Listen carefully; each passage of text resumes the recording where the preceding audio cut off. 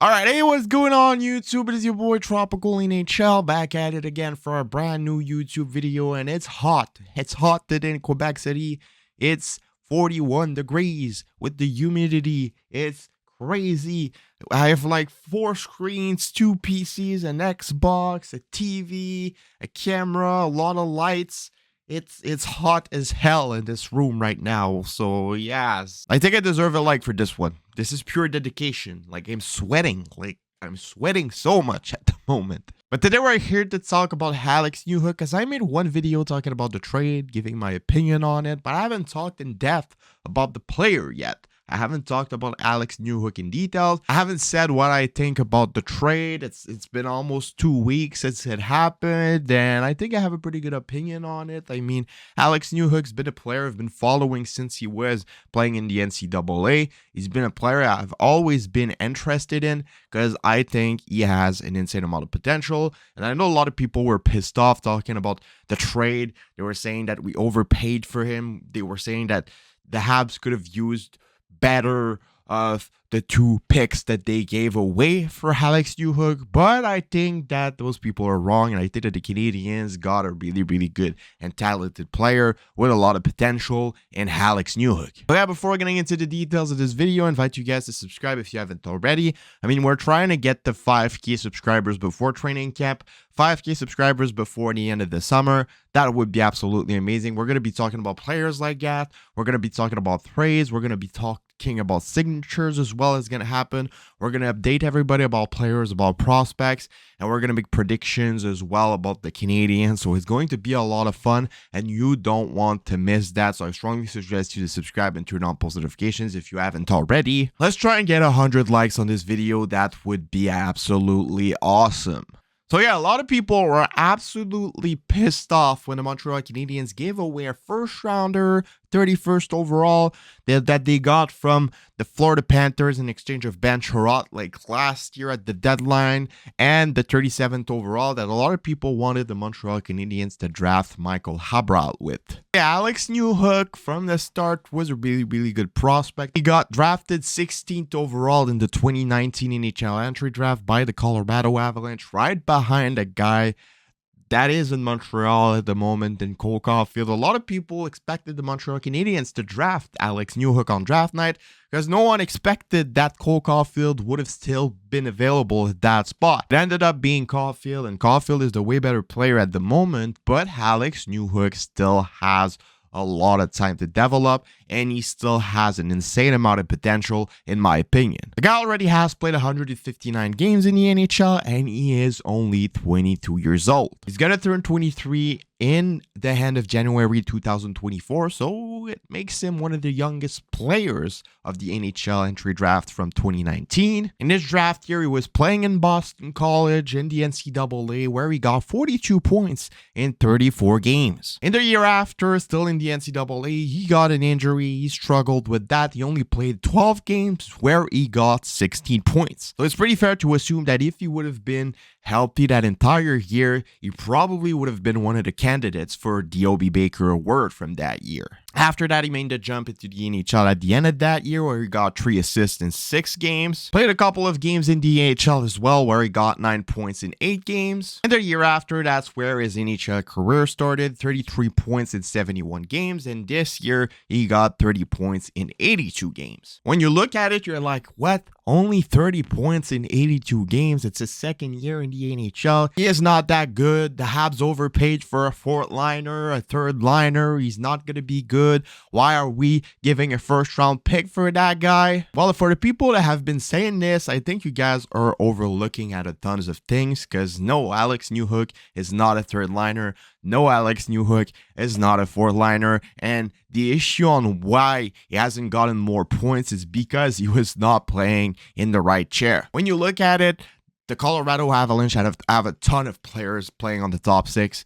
Even before, they had Kadri, they had Burakovsky, they had all of those guys that left, but they still have Rantanen, Mäkinen, Lehkonen. They have all of those players that are taking all the place from him. They're playing on the power play. They're playing in the right situations, in the best their offensive situations on their team. And for most of the season, Alex Newhook was playing on the pretty average third line without getting any opportunities offensively. He was not on the ice when it was 6-on-5 times. He was not playing much power play time either. The core of the Montreal Canadiens is around the same age as him. I mean, Kirby Dach, Suzuki, Caulfield, Goulet, Jacky, all of those guys are around the same age. So he fits perfectly right in a better environment, and he's going to have a lot more opportunities playing in Montreal. And you already know how Martin St. Louis works. Martin St. Louis loves letting the players be creative, make some reads on the offense, and play the offensive game. And Alex Newhook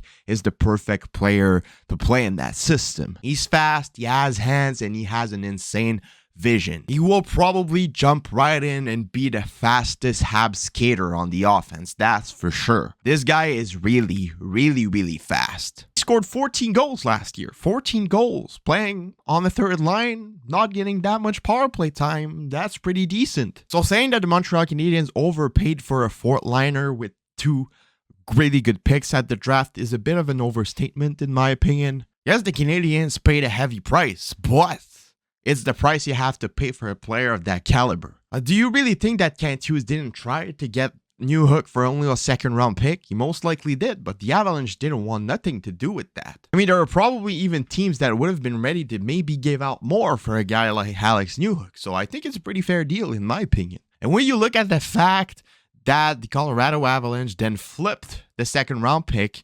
to the Tampa Bay Lightning for a guy like Russ Colton, who is 4 years older and who got around the same point production as Newhook, it just shows that the price that the Montreal Canadiens paid for him was pretty fair. Like, it's a fair deal. It's not a steal. Canadiens did not overpay. It's not a steal. They paid a pretty fair price for a pretty good player. That's my opinion. Like, you want Kent Hughes to make some moves, but you don't want him to pay for players. Like, if you want to get assets, you need to give out assets. That's how it works. And that's how it will always work. So what's next for Alex Newhook with the Montreal Canadiens? Well, they said he's pretty versatile, so they're probably going to be trying to play him on the top 6. Would it be on the wing? Would it be at the center position? He can't play both positions, so that's a pretty good news. Does it mean that Kirby Dach will be played on the wing? I mean, we saw that Dach was playing pretty well last year with Caulfield and Suzuki, so does that mean that Dach gets back with those two? Or do you guys think that Alex Newhook might get a shot at playing on the first line with Caulfield and Suzuki? I think Newhook would be a pretty decent fit for those two guys. I mean, he would bring a lot of speed to the line. He goes in front of the net. He goes in the corners. So I feel like Alex Newhook could be a pretty good fit for those guys.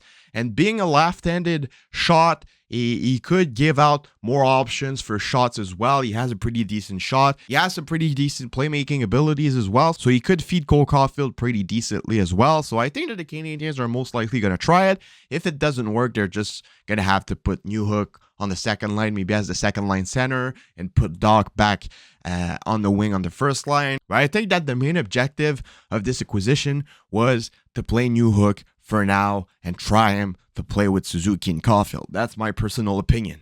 My point projection for Newhook next season is going to be 50 to 55 points. I think he's going to be around that area. I definitely do think he's going to get 20 plus goals. He's going to make a big jump in statistics, and that's probably because he's going to have more ice time, playing in more offensive situations, and probably going to get some power play time as well. He's going to break out. He's going to break out, and you guys will be surprised on how good Alex Newhook is. No, the Canadiens did not overpay. They paid a heavy price for a very, very good player. And no, Alex Newhook is not a fourth liner. Alex Newhook is going to be a really, really good, versatile top 6 player for the Montreal Canadiens. And you need to have those guys on your team where you're in the playoffs. He's fast. He's not the tallest, but he's strong on his feet. So yeah, it's really good acquisition for the Montreal Canadiens, and I think you guys are going to love him. Before y'all say in the comments, yes, but the Canadiens could have drafted Ethan Gauthier. I mean, the Tampa Bay Lightning drafted Ethan Gauthier with the pick the Montreal Canadiens gave away to the Avalanche, that the Avalanche then flipped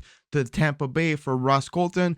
But yes, Alex Newhook is going to be better than Ethan Gauthier. Ethan Gauthier is going to be a pretty decent NHLer, but Ethan Gauthier does not have the potential that Alex Newhook has. Those two guys do not have the same amount of talent. Ethan Gauthier is going to be more of a depth player, and Alex Newhook still has that top 6 potential. And I don't think that any of the guys that got drafted in that area are going to be near the player that Alex Newhook is going to be. Yes, there are always some surprises. There's always some players that get drafted in the later rounds that end up being really, really good, but you can't predict those things. And I think that it's a safer bet to have a guy like Alex Newhook than to take a chance on a guy that you don't know how he will turn out. Can't Hughes knows Alex Newhook really, really well. He was his agent, and he just knows how good he is. So yes, I'm more happy with Alex Newhook than having two prospects that we don't know how they would turn out. I mean, the Canadiens already have a ton of prospects on the offense and on the defense. They have a really, really big